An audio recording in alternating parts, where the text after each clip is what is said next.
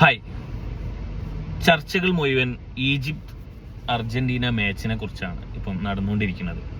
ആ കളി ലൈവായി കണ്ട ഒരാൾ എന്നുള്ള രീതിയിൽ ഏതൊരാൾക്കും മനസ്സിലാവും അവിടെ ഇൻജസ്റ്റിസ് നടന്നിട്ടുണ്ട് എന്നുള്ളത്.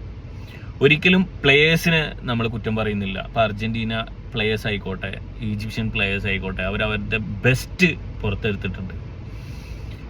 പക്ഷേ പല ആൾക്കാരും പറയുന്ന ഒരു കേസ് എന്താണെന്ന് വെച്ച് കഴിഞ്ഞാൽ അർജന്റീന കളിച്ച് ഗോൾ അടിച്ചിട്ടല്ല ജയിച്ചത്. ശരിയാണ്, അവരെ പ്ലേയേഴ്സ് നല്ല കളിച്ച് 3 ഗോൾ അടിച്ചതും നല്ല കളിച്ചിട്ട് തന്നെയാണ്.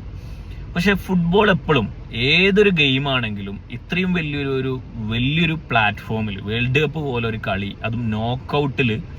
ഇപ്പൊ ഈജിപ്ത് ഫസ്റ്റ് ഗോൾ അടിക്കുന്ന 15ാമത്തെ മിനിറ്റിലാണ്, രണ്ടാമത്തെ ഗോൾ അടിക്കുന്ന ഹാഫ് ടൈമിന് ശേഷമാണ്.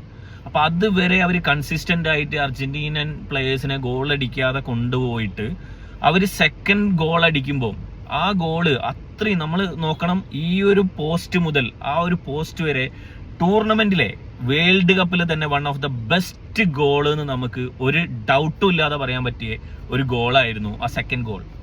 അവിടെ ആ പ്ലേയേഴ്സിന് ഉണ്ടാവുന്ന ഒരു മെന്റൽ ട്രോമ ഉണ്ട്. അത്രയും നല്ലൊരു ഗോൾ അടിച്ചിട്ട് ഈ റഫറി അടക്കമുള്ള ടീം അവർക്കെതിരാണോ എന്നുള്ള ഇത് ടീമിന്റെ ഒരു യൂണിറ്റിനെയും ടീമിന്റെ മെന്റൽ സ്ട്രെങ്തിനെയും അവിടെ എഫക്ട് ചെയ്തിട്ടുണ്ട്.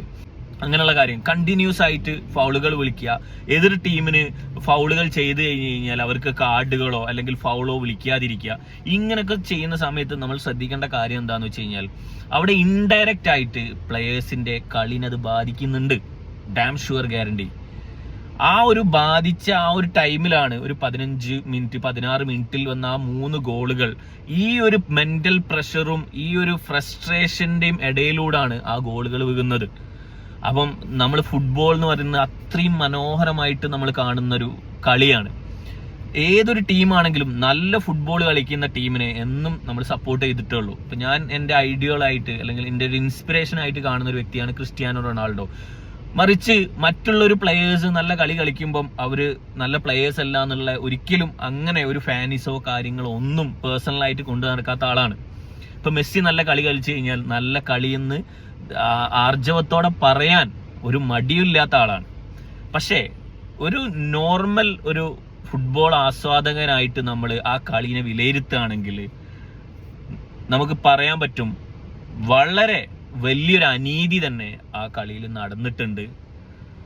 അതിന് ഫിഫയും ആ റഫറി അടക്കമുള്ളവർ വ്യക്തമായിട്ടുള്ള ഉത്തരം പറയേണ്ടി തന്നെ വരും.